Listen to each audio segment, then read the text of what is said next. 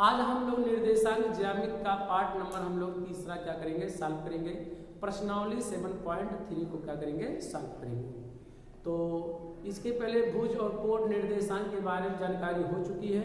अब हम लोग क्या सीखेंगे कि अगर त्रिभुज की शीर्ष के निर्देशांक दिए रहे तब त्रिभुज का क्षेत्रफल क्या होगा और तीन बिंदुओं के संरेख होने का प्रतिबंध। तो पहला सूत्र है कौन सा, ये x1, y1, b का निर्देशांक है x2, y2 तथा c x3, y3 किसी त्रिभुज के शीर्ष के निर्देशांक हो तब क्या होगा, त्रिभुज का क्षेत्रफल क्या होगा 1/2 कोष्टक में x1 कोष्टक में y2 minus y3 plus x2 y3 minus y1 plus x3 y1 minus y2 के क्या होगा, बराबर होगा। कहने का मतलब ये है कि अगर ये कोई त्रिभुज रहे और इस त्रिभुज का कोई निर्देशांक रहे, मान ली बिंदु ये है और ए का निर्देशांक x1 का मान क्या है y1, एक बिंदु b है इसका निर्देशांक x2 का मान क्या है y2, x3 है तो x3 का मान है y3। मान लिया गया एक त्रिभुज है और इस त्रिभुज के निर्देशांक ये यानी शीर्ष ए बी सी है और ए का निर्देशांक क्या है x1 और y1 और बिंदु बी का निर्देशांक x2, y2 और सी का निर्देशांक है x3, y3। ऐसी दशा में अब त्रिभुज का क्षेत्रफल कैसे ज्ञात करेंगे, किस सूत्र से, तो हम लोग इसी सूत्र से क्या करेंगे, सॉल्व करेंगे। त्रिभुज के क्षेत्रफल को इस त्रिभुज से यानी डेल्टा से भी क्या करते हैं, प्रदर्शित करते हैं और इसका जो सूत्र होता है 1/2 और कोष्टक में x1 कोष्टक में y2 minus y3 plus x2 y3 minus y1 और plus x3 y1 minus y2 के क्या होगा, बराबर होगा। ये रहा त्रिभुज के तीन, जब से त्रिभुज का ये सूत्र कब लगाएगा कि जब त्रिभुज का शीर्ष के निर्देशांक दिए रहेंगे तब हम लोग इस सूत्र का क्या करेंगे, उपयोग करेंगे। दूसरा जो सूत्र है कि तीन बिंदु ए कोष्टक में x1, y1 b का निर्देशांक x2, y2 तथा c x3, y3 के संरेख होने का प्रतिबंध, ये संरेख होने का प्रतिबंध का मतलब यह है कि तीन बिंदु कम एक सीधी रेखा में होंगे। अगर यही त्रिभुज का जो है अगर कोई सी को उठाए चाहे इधर कर दें चाहे इधर कर दें तो एक क्या हो जाएगा, लाइन में हो जाएगा, या बी को उठाए इधर कर दें और चाहे एक इस साइड कर दें। संरेख होने का मतलब कि तीन बिंदु कब एक सीधी रेखा में होंगे, उसका जो सूत्र होगा वो क्या होगा, x1 कोष्टक में y2 minus y3 plus x2 y3 minus y1 plus x3 y1 minus y2 equal to क्या होगा, 0 होगा। संरेख होने का मतलब है कि एक बिंदु मान लीजिए ये रहे, इसकी से एक कोई भी रहे, अब जो सी होगा चाहे यहाँ हो जाए चाहे यहाँ, मतलब इसकी सीधाई दोनों बिंदुओं की क्या हो जाए, सीधाई को हो जाए, चाहे बी सी रहे तो तीसरा बिंदु क्या रहे, यानी तीन बिंदु के संरेख का मतलब यही है कि तीन बिंदु का होना चाहिए एक सीधी रेखा में होना चाहिए। ये तीन बिंदु क्या माना जाएगा, संरेख। ये है बी है, इसे क्या मान लिया जाए, सी मान लिया जाए। अब इस तीनों बिंदु को क्या कहा जाएगा, संरेख कहा जाएगा। एक कोई बिंदु मान लीजिए यहाँ रहा बी, यहाँ रहा सी और यहाँ पर यहाँ क्या रहे, मान लिया जाए ये रहे, तो इन तीनों बिंदुओं को क्या करेंगे, आपस में मिला देंगे तो तीनों बिंदु क्या है, संरेख हो जाएंगे। असंरेख का मतलब है कि तीनों बिंदु एक सीधी रेखा में ना हो। असंरेख माने उसी का क्या हो जाएगा, उल्टा।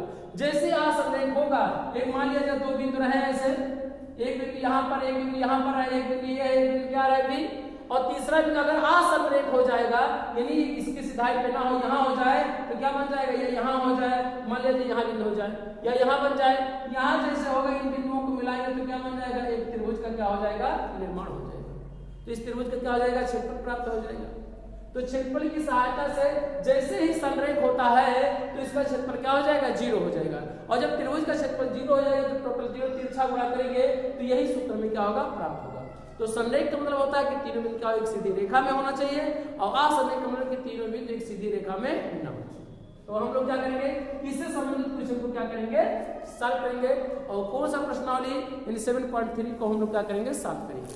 पहला सवाल दिया है उस त्रिभुज का क्षेत्रफल ज्ञात कीजिए जिसके शीर्ष हैं, कौन सा शीर्ष है, 2, 3 -1, 0 और 2, कितना है, -4।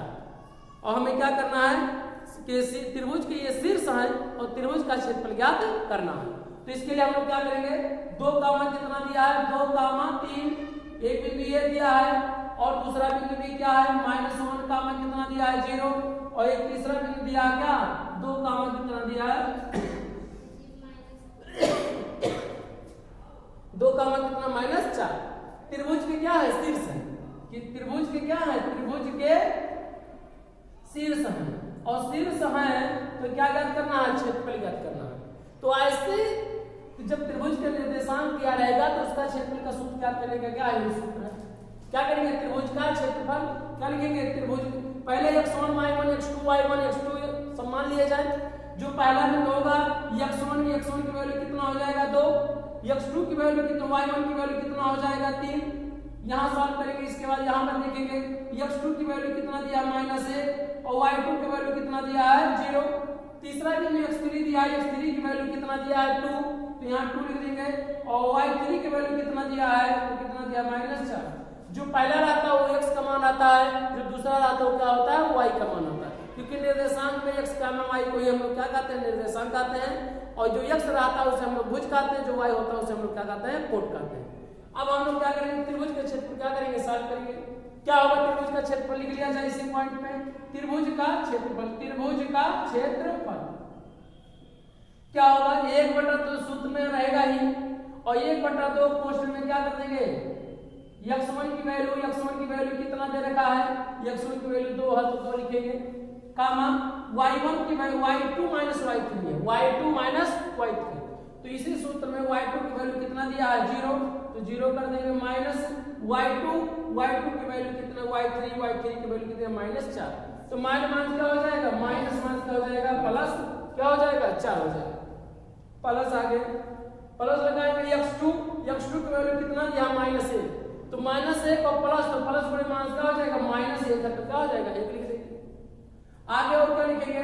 y लिखेंगे y3 - y1 की वैल्यू कितना दिया? -4 का माइनस y1 की वैल्यू कितना दिया? 3, तो क्या लिखेंगे? 3 यहाँ पर लिखेंगे, प्लस x3 की वैल्यू कितना दिया है? 2, तो हमको क्या लिखेंगे? यहाँ पर 2 लिखेंगे। और इसके बाद क्या करेंगे? कोष्ठक में फिर लिखेंगे y1 - y1 की वैल्यू कितना दिया? 3, और y2 की वैल्यू कितना दिया है? 0। इसी को हम लोग क्या करेंगे? सॉल्व कर लेंगे। जो आएगा हमारा क्या होगा? आंसर होगा वही। तो क्या होगा? 1/2 कोष्ठक में रहने देंगे। 2 का है 2 गुणे 0 में 4 जोड़े कितना? 0 में 4 जोड़ेंगे कितना होगा? 4, तो 4 हो गया, -1।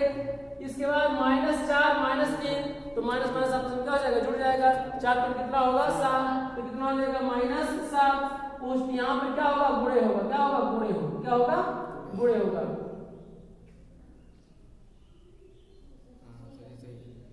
माइनस कितना हो जाएगा? 7 प्लस 2 के साथ है। क्यों? माइनस आप जोड़ेंगे यहाँ पर तो -7 ही तो होगा, और प्लस 2 का 2 में 2 गुणे क्या कर देंगे? 3 में से 0 घटाएंगे कितना बचेगा? 3, तो यहाँ क्या लिखेंगे? 3। इसी को क्या कर लिया जाए? सॉल्व कर लिया जाए। सॉल्व करेंगे कितना आएगा? 1/2 कोष्ठक में 2 गुणा 4 गुणे 2 चौक कितना हो जाएगा? 8, तो 8 लिखेंगे, और माइनस गुणे माइनस क्या हो जाएगा? प्लस, और 1 गुणा 7 कितना हो जाएगा? 7, तो 7 हो जाएगा, प्लस 2 कितना होगा? 6। कोष्ठक क्या हो जाएगा? 1/2 गुणे सबको 8 7 15 15 6 कितना होगा? 21, तो कितना होगा? 21, तो 21 गुणा 1 में कितना हो जाएगा? 21/2, और क्या होगा? वर्ग मात्रक होगा। क्या होगा? वर्ग मात्रक। यही हमारा क्या हो जाएगा? जो त्रिभुज का क्षेत्रफल होगा क्या होगा? नहीं, कहाँ कटेगा? आप इसको भाग में कर सकते हैं। करेंगे कितना होगा? लगभग क्या आएगा? 10 कितना आ जाएगा? 5 होगा। 10 कितना होगा? 5। वर्ग क्या लिखेंगे? मात्रा लिखेंगे। यही दोनों क्या हो जाएगा? चाहे ऊपर वाला लिखिए चाहे नीचे वाला लिखिए, ये हमारा क्या हो जाएगा? आंसर हो जाएगा। ऐसे हम लोग क्या करेंगे? इसका दूसरा प्रश्न दे रखा है और इसी को हम लोग क्या करेंगे? सॉल्व करेंगे। नेक्स्ट क्वेश्चन को सॉल्व करेंगे। त्रिभुज का निर्देशांक दे रखा है और इसका क्या ज्ञात करना है? त्रिभुज का क्या ज्ञात करना है? क्षेत्रफल ज्ञात करना है। ऐसे सवाल को सॉल्व करने के लिए हम लोग क्या करेंगे? पहला जो होगा वो क्या हो जाएगा? x1, जो दूसरा होगा क्या होगा? y1। इसमें क्या होगा? पहला ये क्या हो जाएगा? x2, दूसरा क्या होगा? y2, तीसरा क्या होगा? x3 हो जाएगा, और दूसरा जो होगा क्या होगा? y क्या हो जाएगा? 3। सभी बिंदुओं को क्या किया हमने? दर्शा लिया। अब क्या करेंगे? सॉल्व कर लेंगे। फिर क्या करेंगे? त्रिभुज का क्षेत्रफल। क्या करेंगे? त्रिभुज का क्षेत्रफल। त्रिभुज का क्षेत्रफल क्या होगा? 1/2 कोष्ठक में इसी सूत्र का उपयोग हम क्या करेंगे? करेंगे। कैसे करेंगे? देखिए 1/2 x1 की वैल्यू कितना दिया है? 5 माइनस कोष्ठक में y2 की वैल्यू कितना दिया, y2 की वैल्यू √5 दे रखा है, √5 कर देंगे, माइनस y3 की वैल्यू कितना आया, y3 की वैल्यू कितना है 2 आया, तो क्या लिखेंगे 2, प्लस x2 की वैल्यू कितना आया 3, तो क्या लिखेंगे 3 लिख देंगे यहाँ पर। और इसके बाद क्या करेंगे, y3 की वैल्यू कितना दिया 2, माइनस y1 की वैल्यू कितना दिया -1, तो -1 देगा, माइनस क्या हो जाएगा +1 हो जाएगा। और प्लस x3 की वैल्यू कितना दिया है 5, तो क्या लिखेंगे 5 लिख देंगे। और क्वेश्चन में और क्या करेंगे, आप करेंगे इसके बाद कि क्वेश्चन कौन सा है, इसके बाद y1 माइनस y2, y1 की वैल्यू कितना दिया है -1 और y2 की वैल्यू कितना दिया है 5, तो माइनस क्या हो जाएगा +5, क्या हो जाएगा +5, और कोष्टक क्या हो जाएगा बंद हो जाएगा। सॉल्व कर लीजिए, ये हमारा क्या होगा आंसर होगा। 1/2 रहने देंगे, ऋण 5 है तो ऋण 5 गुणे ऋण 5 और ऋण 2, तो ऋण क्या हो जाएगा 7, तो ऋण कितना हो जाएगा 7 प्लस 3 गुणे 2 में जोड़े कितना हो जाएगा 3 प्लस 5 गुणे 6 में 5 में ऋण 1 जोड़ेंगे तो जुड़ेगा तो क्या हो जाएगा घट जाएगा, 5 में ऋण 1 घटाएंगे कितना बचेगा 4, तो क्या लिखेंगे आप यहाँ पर क्या लिखेंगे 4। फिर 1/2 गुणे कोष्टक में क्या करेंगे, माइनस गुणे माइनस क्या होगा प्लस, तो क्या करेंगे प्लस 5 सत्ते 35, तो क्या हो जाएगा प्लस चाहे लिखे या ना लिखे। फिर 3 त्रिका कितना हो जाएगा 9, फिर यहाँ क्या करेंगे 5 चौक कितना हो जाएगा 20, और इसी को जोड़ लेंगे, जो आएगा हमारा क्या होगा आंसर होगा। 1/2 गुणे जोड़ेंगे कितना हो जाएगा 35 और 20 कितना होगा 55 हो जाएगा, और 55 5 60 कितना हो जाएगा 64 हो जाएगा। भाग देंगे 2 से, 2 3 6 2 दूना 4, कितना 32 वर्ग सेंटीमीटर, 32 वर्ग सेंटीमीटर, वर्ग मात्रक लिखेंगे क्योंकि इसका कोई मात्रक नहीं दे रखा, इसका कोई मात्रक नहीं दे रखा है, इसीलिए इसका क्या लिखेंगे। अगर ये सेंटीमीटर में होगा, अगर निर्देशांक तो वर्ग सेंटीमीटर में आएगा, अगर मीटर में होगा तो क्या होगा मीटर में आएगा, जो मात्रक दिया रहेगा उसी को करेंगे। ये कब, जब त्रिभुज का अगर निर्देशांक दिया रहेगा शीर्ष का, तो हम लोग क्या करेंगे इसी सूत्र का उपयोग क्या करेंगे करेंगे।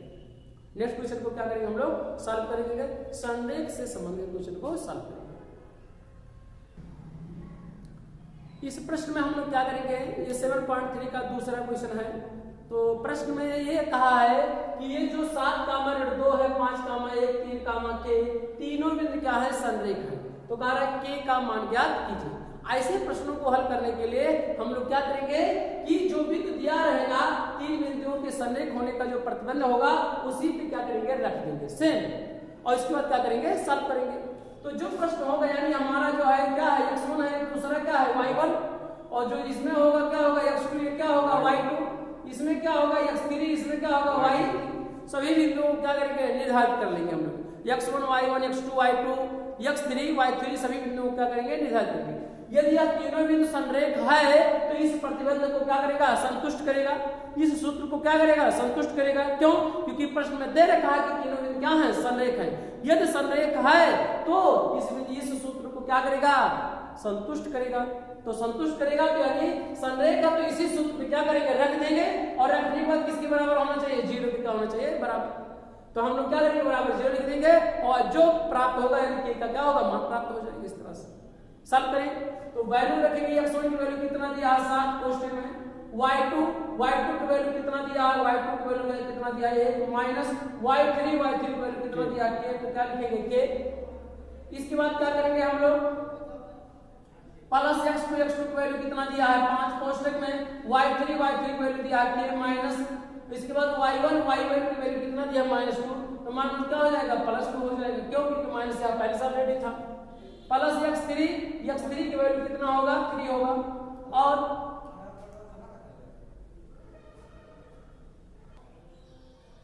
अब हम लोग क्या करेंगे y1 की वैल्यू कितना दिया, y1 की वैल्यू -2 दिया, माइनस y2 की वैल्यू कितना दिया, y2 की वैल्यू कितना दिया, ये इक्वल टू क्या है 0 के क्या होना चाहिए बराबर, क्योंकि ये संरेख है तो इक्वल टू क्या होना चाहिए 0 होना चाहिए।